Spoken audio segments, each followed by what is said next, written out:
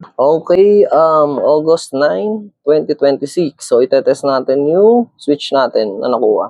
So, una is i-roll muna natin. So, makinis siya. Makinis yung unit. Oops, nagalaw.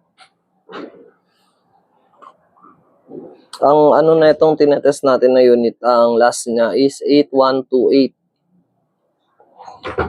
Nintendo Switch OLED version 2, complete with box, complete accessories, lahat original. Kahit yung HDMI niya, meron siyang Nintendo engraved na logo. So, yun yung importante doon.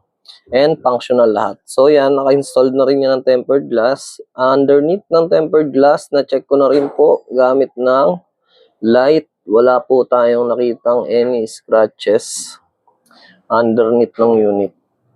So, makinis. So, mabilis lang na pagtetest. Number 1 na itetest mo, display. Check mo, bro. Display. Meron kang defects na nakita. 1, 2, 3, 4, 5. Next is, pwede mo na may post yan. Check mo. Next mo na i-check is kung kumonect sa Wi-Fi. Yes, nagko-connect sa Wi-Fi. Next is kung nagcha-charge. Number 1. Yes, nagcha-charge. Next is kung ban sa eShop. Oo nga, naka-declare to sa post ko, boss, na may free ka na games, pero hanggang kung wala ka pang pambili, sige, pwede mong gamitin yung account ko, personal account ko yun. So yan, nakita mo, pumasok siya sa eShop, so wala kang issue dyan. Ibig sabihin, hindi banned yung unit mo. Ito, may mga games tayo dito na pwede mo i-download and play. Ayan. Habang wala ka pang pambili ng game, nakashare dyan sa akin. May Resident Evil dyan, bro. Yung magaganda. Meron ka malalaro dyan. Nier Automata, Batman, kompleto. Testing natin yung Batman kung nagra-run. Okay, nagra-run. Next, kasama pala to, freebie. Itong case na to. Kaya sulit na sulit ka na. Original yan, bro. Na inclusion. Na case. Ang ganda ng loob niyan. Pati padding yan, bro. Although may box to, complete set to, bibigay ko na rin sa ito kasama na dun sa package. Yan, magandang klaseng bag yan. Travel pouch, hard. Next, boss, so yan, nakita natin, nag-play naman yung Batman. Balik tayo. Testing na natin yung unit. Pag nagtetest ka ng unit, number 1 is, nabunggo ko. Number 1 is kung may disconnect pag isang kamay lang. So makikita mo, hindi nagdi-disconnect yan. Kahit yung load niya is nandito lahat. Isa lang nakahawak. So, firm pa rin siya. 1, 2, 3. Next is sa right side naman. So, lahat ng load niya nandito Although, hindi ko ito nare-recommend Pang-test ko lang to. Huwag niyong huwag niyong uugaliin na naka one hand lang kayo. Kasi medyo mabigat yung unit. So, yun, 1, 2, 3. 1, 2, 3. Okay, yung unit, hindi nagdi-disconnect, walang issue. Next, yung analog, i-check nyo rin kung pudpud na. So, ito, may grip caps ka pang libre sa akin. Kasama ko na rin sa package. So, as you can see, malinis yan.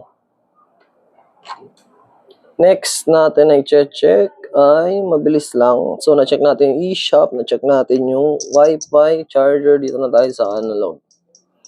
Sa controllers. So, yan, left side po. Dapat babalik siya sa gitna.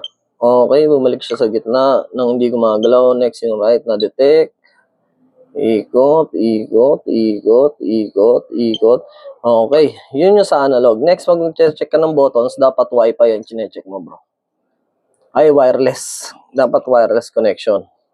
Siyempre, nagto-two-player tayo. Pag buttons naman, hindi mo na kailangan na nakakonect doon. Kasi nakita na natin na hindi naman siya nagdi-disconnect. So, dapat pag check ka is dito na. So, working left and right Working din siya sa wireless Sa buttons naman tayo, dito muna tayo sa left. So, up, left, right, down, capture, yung analog na pindot, yung yung dalawa dito, tag-iisang pindot natin kada angle Ulitin ko lang sa L kung paano yung ginawa ko doon. Dito, walang double clicking, 3 pindot. So, ibig sabihin, goods siya. Next, meron tayong dito dalawa. Pag magto-two player ka, meron din buttons dito, SL and SR. So, working siya, functional. Next natin is sa right side naman. Napindot ko ba yung analog dito? I think napindot ko or hindi. So, pipindutin mo yung analog. Meron din yung, napipindot din yung button na yan. Kailangan yan sa mga in-game.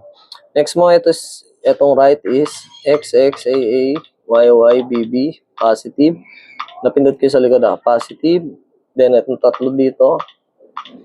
Again, tatlo.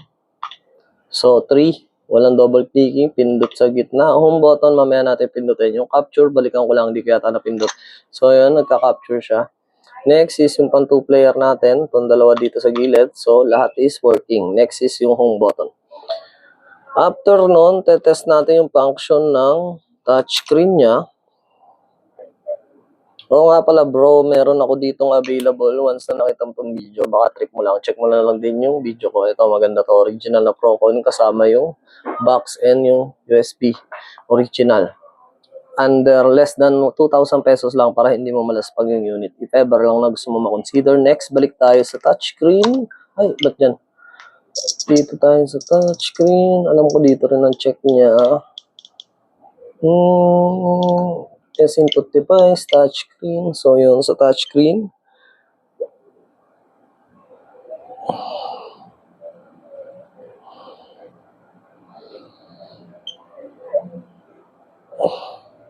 So, yun. Goods. Again, this is neither. Isa lang po ang, ang main FB ko. Well, meron ako mga dummies na nagpo-post ng official dummy ko yun.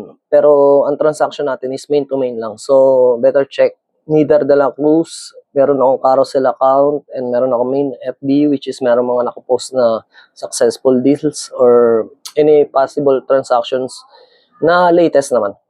So, yun lang. Maraming salamat po. If may iba po kayong katanungan, please just let me know. Laro muna ako. Thank you.